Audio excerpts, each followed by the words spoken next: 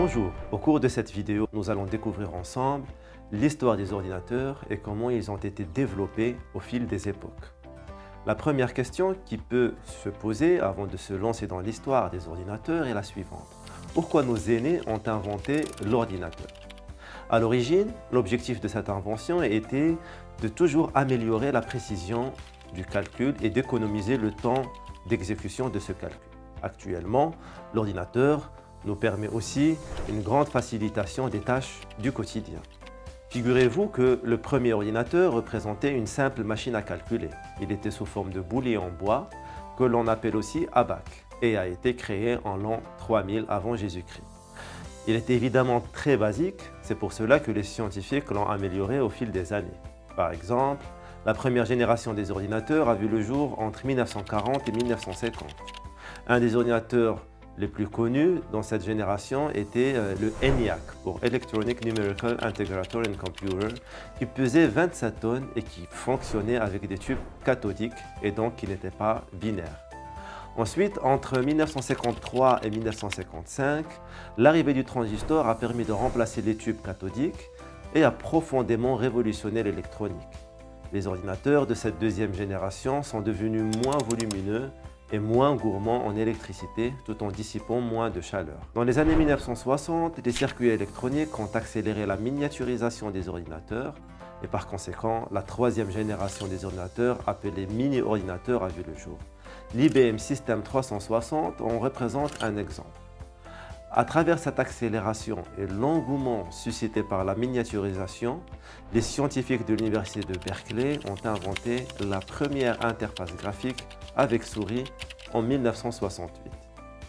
Les micro-ordinateurs tels que nous les connaissons sont apparus avec la fabrication du microprocesseur sur un circuit intégré, composant dont nous allons en parler par la suite dans une prochaine séquence.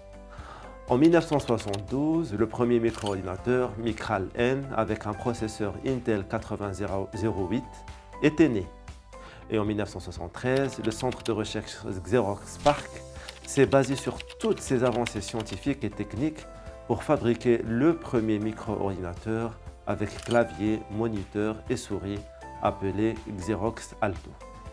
Donc, merci beaucoup pour votre attention et je vous donne rendez-vous dans la prochaine vidéo. Au revoir.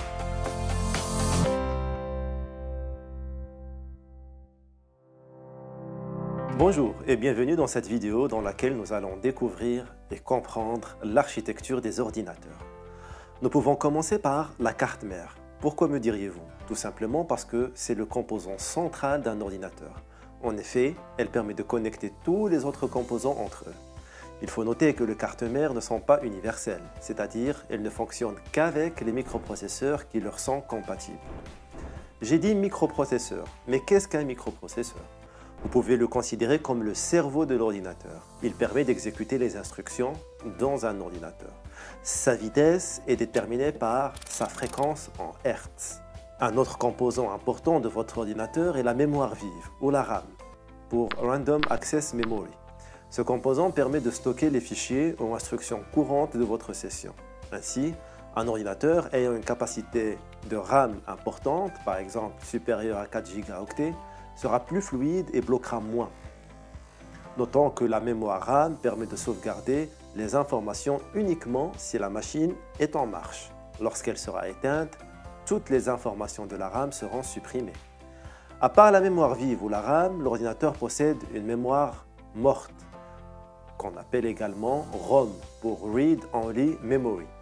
Elle permet de stocker les informations ou instructions sans qu'elles soient détruites lors de la mise hors tension de l'ordinateur. Par exemple, les instructions nécessaires au démarrage de l'ordinateur sont stockées dans cette mémoire ROM. Un autre composant essentiel de l'ordinateur est le disque dur. Ce dernier permet de stocker les informations d'une manière permanente. Il existe 3 grandes familles de disques durs, les disques durs avec un branchement IDE, les disques durs avec un branchement SATA et les disques durs avec un branchement SSD. Ces derniers permettent de sauvegarder les informations plus rapidement, mais ils sont plus fragiles. Je parle évidemment des disques durs SSD. Tous les composants ayant pour objectif de stocker une quantité d'informations telles que la RAM, ROM ou le disque dur disposent d'une capacité de stockage. Celle-ci peut être exprimée en bits et en bytes. En français, on dit octet. Alors, un bit correspond à une valeur binaire 0 ou 1. Un octet est équivalent à 8 bits. Vous aurez ainsi compris que toutes les informations de l'ordinateur sont codées en bits et donc en octets. Merci pour votre attention, à bientôt.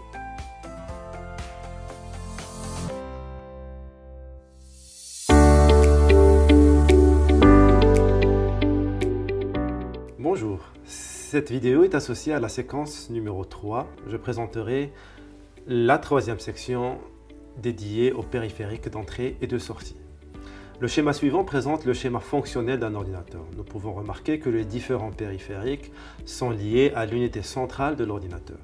Au cours de cette vidéo, vous allez découvrir les périphériques informatiques et leurs caractéristiques. Ainsi, la première question qu'on peut se poser est « Qu'est-ce qu'un périphérique informatique ?» Un périphérique informatique est un dispositif connecté à un système de traitement d'informations centrale, comme un ordinateur, un smartphone, une console de jeu, et qui ajoute à ce dernier des fonctionnalités. En d'autres termes, un périphérique représente tout composant permettant de faire communiquer l'ordinateur avec le monde extérieur. Il existe trois principaux types de périphériques, les périphériques d'entrée, les périphériques de sortie et les périphériques d'entrée-sortie. Commençons par les périphériques d'entrée. Un périphérique d'entrée est un périphérique informatique permettant de communiquer de l'information à un ordinateur. Parmi les périphériques d'entrée, nous pouvons citer en premier lieu le clavier. Ce dernier permet de saisir des informations dans l'ordinateur. Deuxième périphérique d'entrée est l'écran tactile. Grâce au toucher de l'écran tactile, nous pouvons saisir des informations à transmettre à l'ordinateur. Troisième périphérique d'entrée, la souris. Elle permet de pointer sur l'interface utilisateur, c'est-à-dire sur ce qui est affiché à l'écran, des éléments graphiques. Quatrième périphérique d'entrée, le scanner. Il a pour objectif la numérisation des documents ou des photos. Cinquième périphérique d'entrée que l'on peut citer est le microphone. Ce dernier permet d'enregistrer notre voix pour plusieurs applications possibles, comme le chant, les discussions de vive voix en ligne, etc.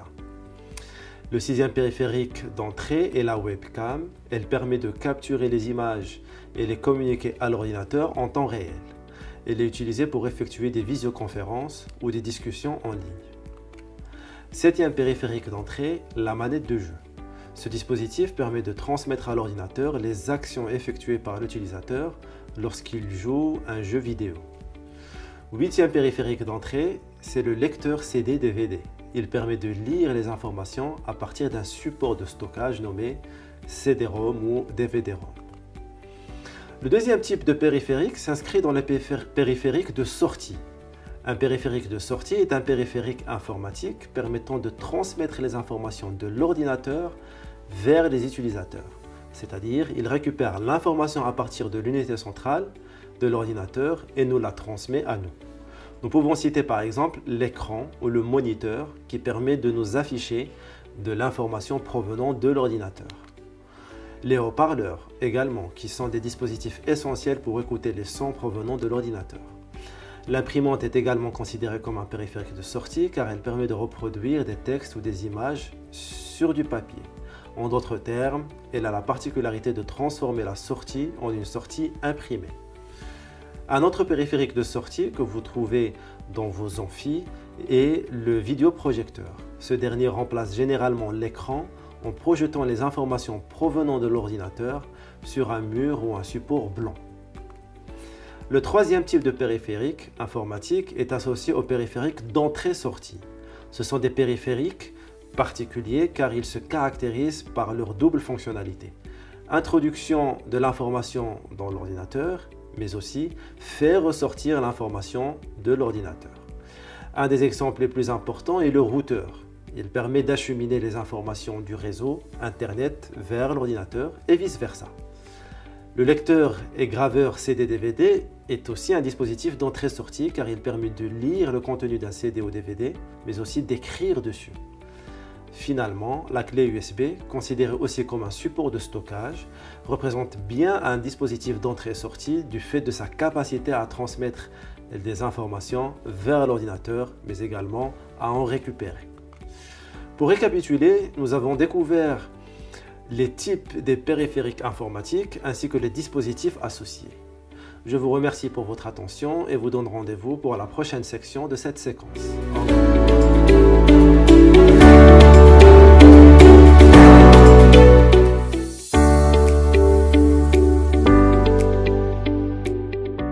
Bonjour, bienvenue dans cette vidéo qui constitue la suite de la séquence 3 intitulée Architecture matérielle et logicielle des ordinateurs. Dans cette vidéo, je vais présenter le deuxième grain ou la deuxième section intitulée Architecture du microprocesseur. Si vous visionnez cette vidéo, c'est que vous êtes probablement sur votre ordinateur ou votre smartphone. Comme vous le savez, ces dispositifs ont bouleversé notre existence. Mais savez-vous quel est le composant électronique central qui se cache derrière ces machines et qui permet leur fonctionnement? Dans cette vidéo, nous découvrirons l'architecture du microprocesseur ainsi que son fonctionnement.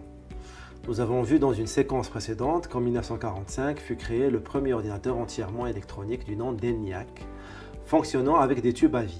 Le problème était que ces tubes n'étaient pas fiables. En 1955, les choses vont changer avec l'invention du transistor, le TRADIC pour Transistor Digital Computer, qui sera le premier ordinateur à transistor. En effet, ces derniers sont des composants électroniques à semi-conducteurs qui sont beaucoup plus petits, plus fiables et qui consomment moins d'énergie. Mais la grande révolution se produira au début des années 70 avec l'apparition du microprocesseur qui représente un circuit intégré, fruit de la miniaturisation des composants électroniques sur une plaque de silicium de quelques centimètres carrés. Ce composant électronique a bouleversé la production des ordinateurs en réduisant le coût énergétique, en diminuant le coût de fabrication et surtout en augmentant la vitesse du calcul. À l'origine, le circuit intégré a été créé en 1958 par Jack Kilby. Cet ingénieur en électronique avait pu câbler à la main plusieurs transistors permettant de réaliser des mémoires et des unités logiques et arithmétiques. En 1969, Marcian Hoff et Federico Fanguin ont inventé le premier microprocesseur que Intel commercialise 2 ans plus tard sous le nom d'Intel 4004. Il contenait 2300 transistors et pouvait réaliser 92 600 opérations par seconde à une fréquence de 740 kHz. Sa performance était comparable à l'ordinateur ENIAC qui occupait 67 m² pour un poids de 30 tonnes. Aujourd'hui, tous nos appareils électroniques disposent de tels circuits intégrés. Depuis les années 70, le nombre de transistors n'a cessé d'augmenter dans les microprocesseurs. La loi de Moore nous indique que le nombre de transistors doublerait tous les 2 ans.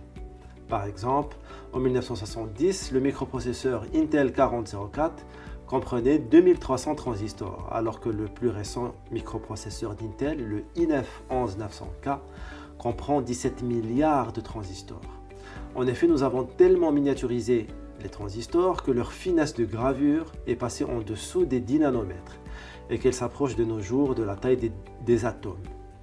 Ceci dit, comment alors fonctionne un microprocesseur? Il faut savoir que le microprocesseur ne comprend que le langage machine, qui est le langage binaire. En réalité, il s'agit de signaux électriques que capte le microprocesseur. Le 1 veut dire qu'il y a passage du courant et 0, non. Mais il n'est pas pratique de communiquer avec le microprocesseur en utilisant le langage binaire.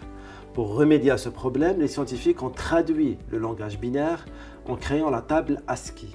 Par exemple, la lettre A se traduit par une suite de 0 et de 1. La même chose pour la lettre B. La phrase Hello World, et oui, ça fait beaucoup de zéros. Grâce à cette table, la communication était devenue plus simple. Quant à l'architecture du processeur, nous ne pouvons l'aborder que si l'on aborde en premier lieu l'architecture du transistor, car en effet, un microprocesseur est un agencement de transistors. Le transistor se compose de 3 broches, le drain, la source et la grille. Il se comporte comme un interrupteur électrique commandé par la grille. Il existe 2 types, le NMOS qui laisse le courant en sortie si la grille est alimentée et le PMOS qui effectue l'inverse du NMOS. La combinaison de ces transistors permet de former des portes logiques. Et c'est grâce à ces portes logiques qu'on peut effectuer des calculs. Par exemple, la porte E qui prend en sortie la valeur 1 si seulement les 2 entrées valent 1. Si l'une des 2 entrées vaut 0, alors la sortie vaudra 0.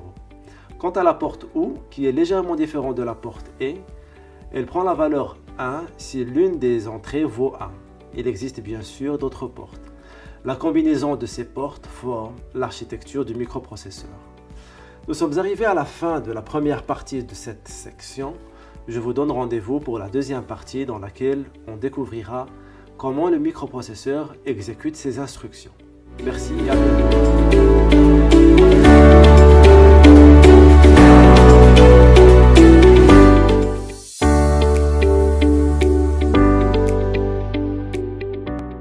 Bonjour, bienvenue dans cette deuxième partie de la séquence associée à l'architecture des microprocesseurs.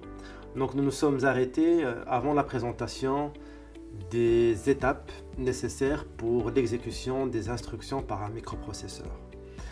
Et donc pour exécuter une instruction, le microprocesseur, premièrement, charge les données de l'instruction depuis la mémoire dans son registre d'instruction.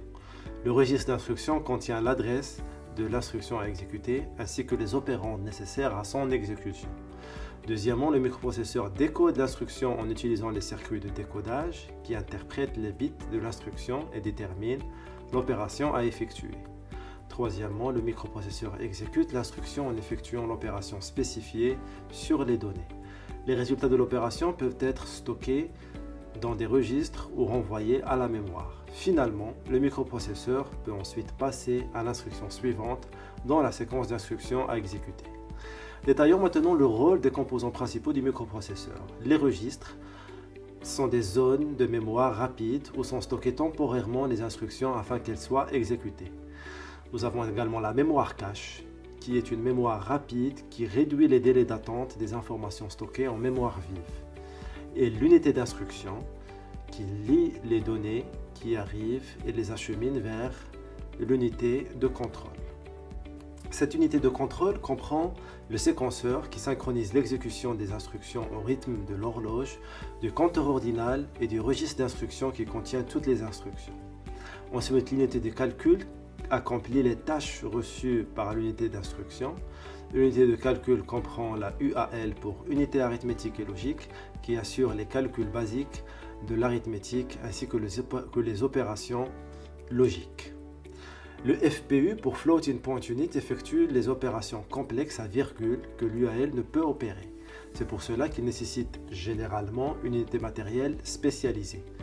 Le registre d'état sauvegarde l'état du système, le registre accumulateur stocke les résultats des opérations arithmétiques et logiques, et l'unité de gestion des entrées-sorties gère les flux d'informations d'entrée-sortie en interface avec la mémoire vive. Dans le dernier bulletin du cabinet d'études IC Insights, on apprend que 5 fournisseurs mondiaux de microprocesseurs se partagent 86% du marché en 2021. En tête, nous trouvons bien sûr l'entreprise Intel qui accapare 50,9% de part de marché avec 52 milliards de dollars. D'ici quelques années, les transistors seront tellement petits qu'on commencera à se heurter à une limite physique et aux effets de la mécanique quantique qui viendront perturber le fonctionnement des transistors. Ainsi, il viendra le jour où la loi de Moore que nous avons vue ne sera plus d'actualité. Cependant, les chercheurs, et heureusement qu'ils sont là, travaillent pour remédier à ce problème. Depuis quelques années, des chercheurs développent des ordinateurs quantiques. Un ordinateur quantique utilise des bits quantiques appelés qubits, qui peuvent prendre une valeur de 0 ou de 1, ou une superposition de 1 et de 0. Avec ces bits quantiques, on a accès à des portes quantiques qui sont différentes des portes classiques qu'on vient de voir. Plus on a de qubits, plus le processeur quantique sera puissant. Récemment, Google a présenté Sycamore, son ordinateur quantique doté de 54 qubits. Les performances sont inouïes. Sycamore a réalisé un calcul en 200 secondes, alors qu'un supercalculateur classique aurait pris 10 000 années avec le même algorithme. Cependant, il faudra plusieurs dizaines d'années avant d'exploiter ces processeurs quantiques.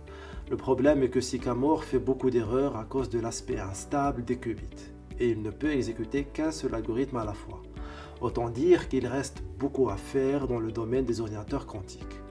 Nous terminons cette vidéo dédiée au fonctionnement et à l'architecture du microprocesseur par quelques caractéristiques du microprocesseur indispensables à connaître.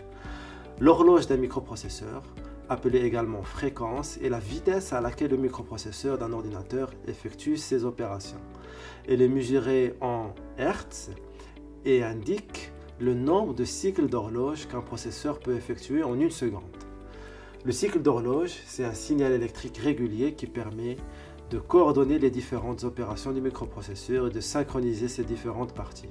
Chaque cycle d'horloge est une unité de temps qui représente la durée entre deux changements d'état du signal d'horloge.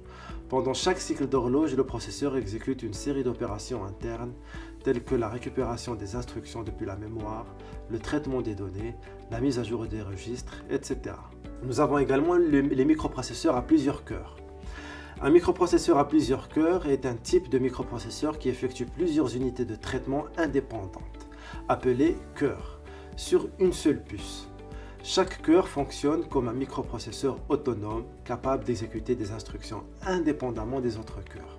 Nous sommes arrivés à l'issue de cette deuxième partie de la séquence associée à l'architecture des microprocesseurs.